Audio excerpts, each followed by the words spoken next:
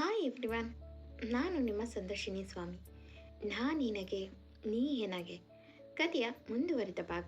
ಅದಕ್ಕೂ ಮೊದಲು ನಿಮಗೆ ಈ ಕಥೆಗಳು ಇಷ್ಟವಾಗಿದ್ದರೆ ತಪ್ಪದೆ ಕಮೆಂಟ್ ಮಾಡಿ, ಲೈಕ್ ಮಾಡಿ, ಶೇರ್ ಮಾಡಿ. ಹಾಗೆ ನನ್ನ ಚಾನೆಲ್ಗೆ ಹೊಸಬರಿದ್ದರೆ ಸಬ್ಸ್ಕ್ರೈಬ್ ಆಗಿ ಪಕ್ಕದಲ್ಲಿರುವ ಬೆಲ್ಲೈಕನ್ನ ಕ್ಲಿಕ್ ಮಾಡಿ. ಇದರಿಂದ ನನ್ನೆಲ್ಲ ಕಥೆಗಳ ನೋಟಿಫಿಕೇಶನ್ ನಿಮಗೆ ಸಿಗುತ್ತೆ.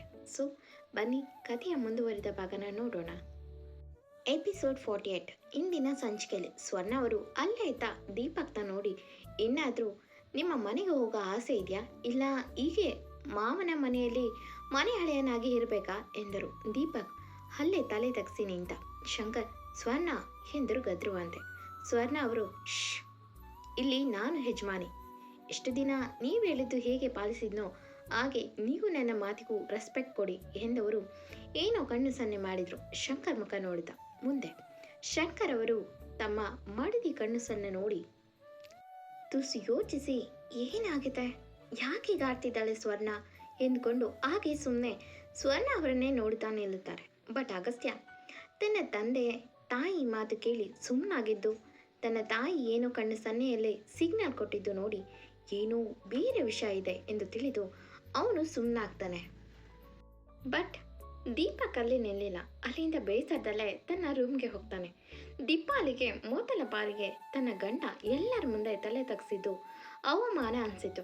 ಅವಳು ಕೂಡ ತನ್ನ ಡ್ಯಾಡ್ ತಾಯಿ ಮಾತಿಗೆ ಸುಮ್ಮನಾಗಿದ್ದು ನೋಡಿ ಶಂಕರ್ನ ಬಿಟ್ಟು ಒಮ್ಮೆ ಅಲ್ಲಿದ್ದ ಅಪ್ಪ, ಅಮ್ಮ, ತಮ್ಮ, ಹಿಂದೂ ಎಲ್ಲರನ್ನು ಕೆಕ್ಕರಿಸಿ ನೋಡಿ ತನ್ನ ರೂಮ್ಗೆ ಹೋಗಿ ಬಿರುಸಾಗಿ ಡೋರ್ ಹಾಕ್ತಾಳೆ.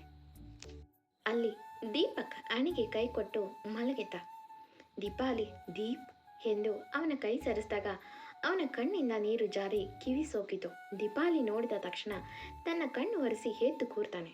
ದೀಪಾಲಿಗೆ ಬೇರೆಯವರ ಮನಸ್ಸಿಗಾಗುವ ನೋವಿನ ಪರಿಣಾಮದ ಪರಿಚಯ ತಿಳಿದವಳಲ್ಲ. ಅವಳೇನೇ ಮಾಡಿದ್ರು ಅದೇ ಕರೆಕ್ಟ್. ಈಗ ದೀಪಕ್ ನೋಡಿ ತಬ್ಬಿ, ಸಾರಿ ದೀಪ್, ನನ್ನಿಂದ ನೀನು ಇಲ್ಲಿ ಅವಮಾನದಿಂದ ತಲೆ ತಗ್ಸಬೇಕಾಯ್ತು ಅಲ್ವಾ.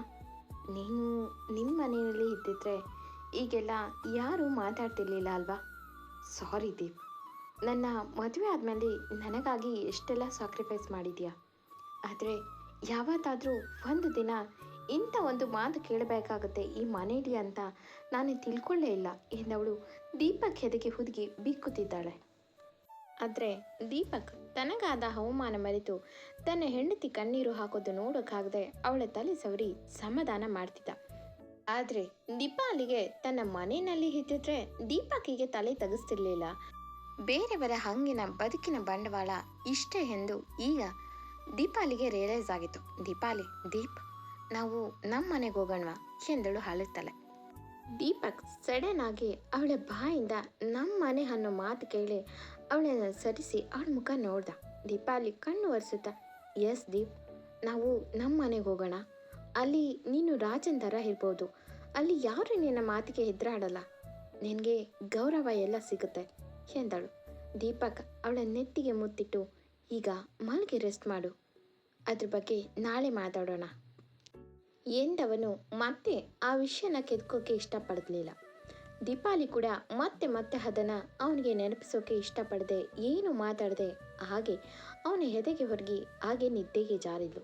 ದೀಪಕ್ ಅವಳನ್ನು ಬೆಡ್ ಮೇಲೆ ಮಲಗಿಸಿ, ಒಟ್ಟಿಗೆ ಇವತ್ತು ಮನೇಲಿ ಏನು ತಿನ್ನಲ್ಲ ಎಂದು ತಿಳಿದಿದ್ರಿಂದ ಬಟ್ಟೆ ಬದಲಿಸಿ ಯಾವಾಗಲೂ ಕಾರ್ನಲ್ಲಿ ಹೋಗುತ್ತಿದ್ದವನು ಇವತ್ತು ಯಾಕೋ ಅದು ಬೇಡವಾಗಿತ್ತು. ಯಾಕಂದರೆ ಆ ಕಾರ್ನ ಅಗಸ್ತ್ಯ ಕೊಡಿಸಿತು. ಸ್ವರ್ಣ ಅವರ ಮಾತು ಕೇಳಿ ಬೇಜಾರಾಗಿದ್ದಂತೂ ನಿಜ ದೀಪಕ್ಕೆ. ಅದೇ ಬೇಸರದಲ್ಲಿ ಸೀದಾ ತನ್ನ ಬುಲೆಟ್ ಗಾಡಿ ತಗೊಂಡು ಹೊರಗೆ ಹೋಗ್ತಾನೆ. ಜಗಳ ಮುಗಿದ ಮೇಲೆ ಎಲ್ಲ ಅವರವರ ರೂಮ್ ಸೇರಿದ್ರು. ಅಗಸ್ತ್ಯನ್ಗೆ ಕಾಫಿ ಕೊಟ್ಟು ಸುಮ್ಮನೆ ಕೂತವಳ ಮಗ ನೋಡೋಕ್ಕೆ ಆಗಲಿಲ್ಲ ಅಗಸ್ತ್ಯನ್ಗೆ. ಅಗಸ್ತ್ಯ, ಹಿಂದೂ ಏನಾಯಿತು ಕಿಚನ್ನಲ್ಲಿ ಎಂದ. ಅಗಸ್ತ್ಯನ ಮುಖ ನೋಡುತ್ತಾ ಇಂದು ತುಸು ಉಪ್ಪು ಗಂಟಿಗೆ ಸವಿವರವಾಗಿ ಎಲ್ಲವನ್ನು ಕಿಚನ್ನಲ್ಲಿ ನಡೆದಿದ್ದೆಲ್ಲನೂ ಹೇಳಿ, ನಿಮ್ಮ ಒಂದು ಕಪ್ ಕಾಫಿ ಇಷ್ಟೆಲ್ಲ ಮಾಡ್ತು, ನೀವು ಹತ್ತಿಗೆ ಮಾಡಿದ ಕಾಫಿ ಚೆಲ್ಲಿದ್ರಲ್ವಾ ಎಂದವಳು ಅಗಸ್ತ್ಯನ ಮುಖ ನೋಡಿ, ಮೊದಲು ಎಲ್ಲರೂ ಪರ್ಫೆಕ್ಟಾಗಿ ಬರೋದಿಲ್ಲ, ಸ್ವಲ್ಪ ಹೆಚ್ಚು ಕಮ್ಮಿ ಆಗುತ್ತೆ.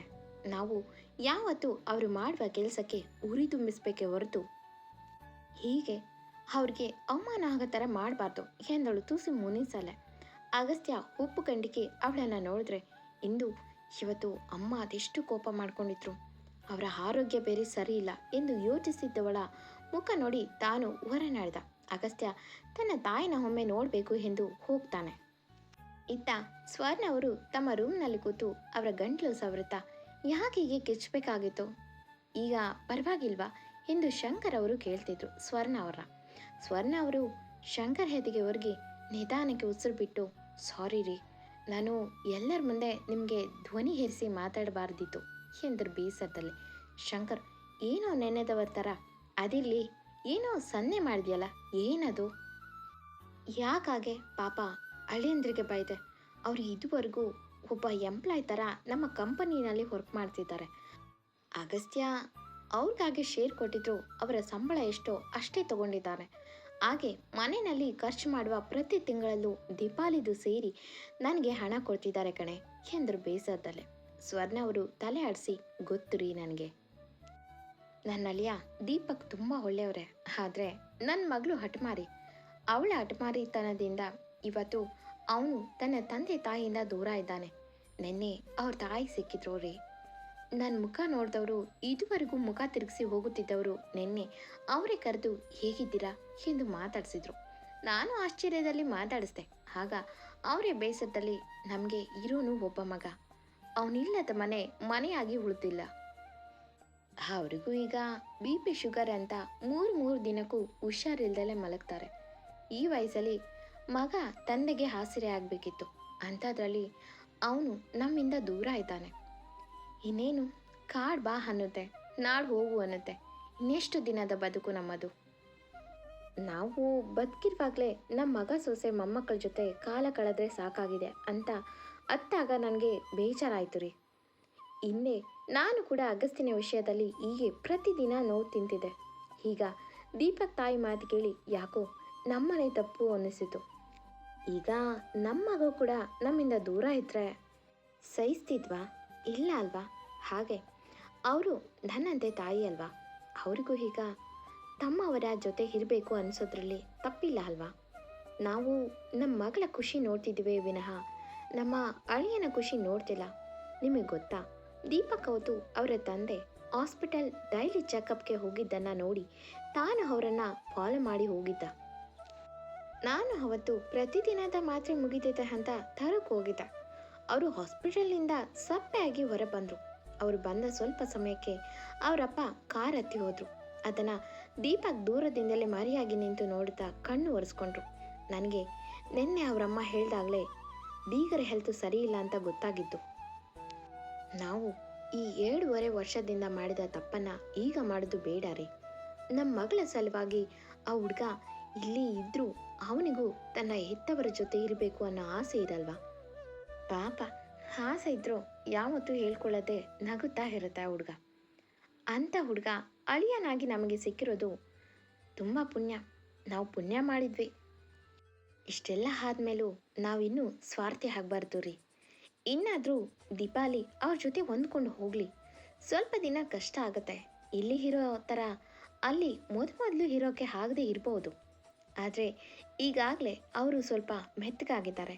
ಶಿವಳನ್ನು ಸ್ವಲ್ಪ ಅನುಸರಿಸ್ಕೊಳ್ತಾರೆ ಅನಿಸುತ್ತೆ. ನಮ್ಮ ಮಗಳಿಗೆ ನಾನು ಕೆಟ್ಟವಳಾಗಿ ಕಂಡ್ರೂ ಚಿಂತೆ ಇಲ್ಲ. ಆದರೆ ಇಷ್ಟು ದಿನ ಅನುಭವಿಸಿದ ನೋವು ಆ ಹುಡುಗನಿಗೆ ಬೇಡ.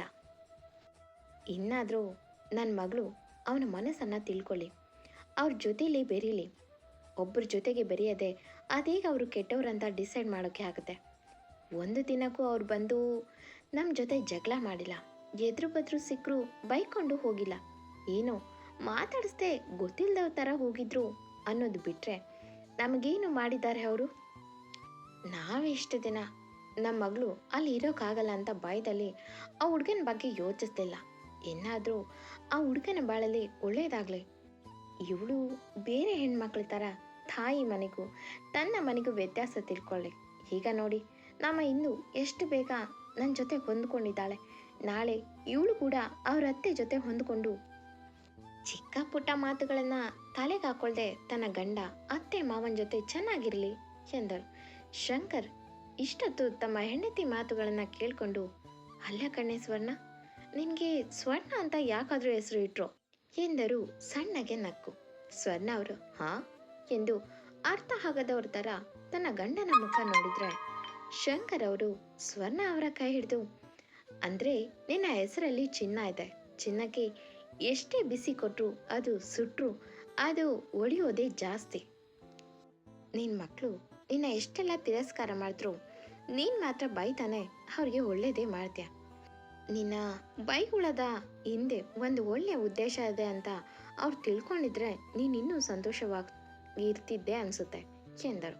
ಸ್ವರ್ಣ ಅವರು ನಗುತ್ತಾ, ನಾನೊಬ್ಬಳೇ ಅಲ್ಲ ರೀ, ಎಲ್ಲ ತಾಯಂದಿರು ಅಷ್ಟೇ. ತನ್ನ ಮಕ್ಕಳು ಬೈದ್ರು, ಒಂದು ಪಕ್ಷ ಹೊಡೆದ್ರು ಅದನ್ನು ಮನಸ್ಸಿಗೆ ಹಾಕೊಳ್ಳಲ್ಲ. ಹಾಗಂತ ಅವ್ರಿಗೆ ಬೇಸರ ಆಗಲ್ಲ ಅಂತಲ್ಲ, ಆಗುತ್ತೆ.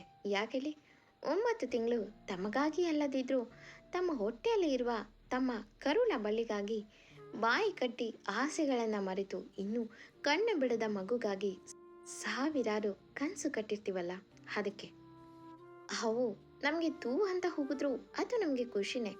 ಮಕ್ಕಳಾದ್ಮೇಲೆ ನಮ್ಮ ಹೊಟ್ಟೆ ಬ್ಯೂಟಿ ಬಗ್ಗೆ ಯೋಚನೆಯೇ ಇರಲ್ಲ. ನಮ್ಮ ಹೊಟ್ಟೆ ಹಸಿವಿಗಿಂತ ನಮ್ಮ ಮಗುವಿನ ಹಸಿವು ಮುಖ್ಯ ಆಗುತ್ತೆ. ನಮ್ಮ ಬ್ಯೂಟಿಗಿಂತ ನಮಗೆ ಮಗು ಮುಖ್ಯ ಆಗುತ್ತೆ. ಒಂದೊಂದು ಸಲ ಮಗು ಹುಷಾರಿಲ್ಲದೆ ಇರುವಾಗ ಮುಖಕ್ಕೆ ನೀರು ಹಾಕೋದೇ ಮರ್ತಿರ್ತೀವಿ. ಆಗ ನಮಗೆ ಬೇಕಾಗಿರೋದು ನಮ್ಮ ಮಗುವಿನ ನಗು ಅಷ್ಟೆ. ಅಷ್ಟು ಆಸೆ ಕನಸಲ್ಲಿ ಬೆಳೆಸಿದ ಮೇಲೆ ಅವರಿಂದ ನಾವು ಬಯಸೋದು ಇಷ್ಟು ಕಾಳಜಿ, ಒಂದಿಷ್ಟು ಪ್ರೀತಿ, ಮುಖ ನೋಡಿದಾಗ ಒಂದು ನಗು, ಹುಷಾರಿಲ್ಲದೆ ಮಲಗಿದಾಗ ಹೇಗಿದೆಯಮ್ಮ ಎನ್ನುವ ಒಂದು ಮಾತು, ಅಷ್ಟೇ ಅಷ್ಟೇ ಸಾಕು ಈ ತಾಯಿ ಜೀವಕ್ಕೆ. ಇನ್ನೇನು ಒಡವೆ ಒಡ್ಯಾಣ ಕೊಡಿಸೋದು ಬೇಡ. ಮಕ್ಕಳಿಗಾಗಿ ಅಷ್ಟು ಮಾಡಿದ್ರೆ ಆಗ ನಾವು ನಿದ್ದೆ ಕೆಟ್ಟು ತಮ್ಮ ಮಕ್ಕಳಿಗಾಗಿ ಎಷ್ಟೆಲ್ಲ ನೋವು ತಿಂದಿದ್ದಕ್ಕೂ ಸಾರ್ಥಕ ಅನಿಸುತ್ತೆ ಎಂದವರು ನೀಡಿದಾದ ಉಸಿರು ಚೆಲ್ಲಿದ್ರು. ಎಸ್, ಇದು ಎಲ್ಲ ತಾಯಂದಿರು ಅನುಭವಿಸುವ ಅನುಭವದ ಮಾತು. ಎಲ್ಲ ತಾಯಂದಿರಿಗೂ ನನ್ನದೊಂದು ಸಲ್ಯೂಟ್. ಇದು ನನ್ನ ಮನಸ್ಸಿಗೆ ಅಚ್ಚುಮೆಚ್ಚಾದ ಎಪಿಸೋಡು. ಈ ಕತೆ ನಿಮಗೆ ಇಷ್ಟವಾಗಿದ್ದರೆ ತಪ್ಪದೆ ಕಮೆಂಟ್ ಮಾಡಿ, ಲೈಕ್ ಮಾಡಿ. Thank you for watching.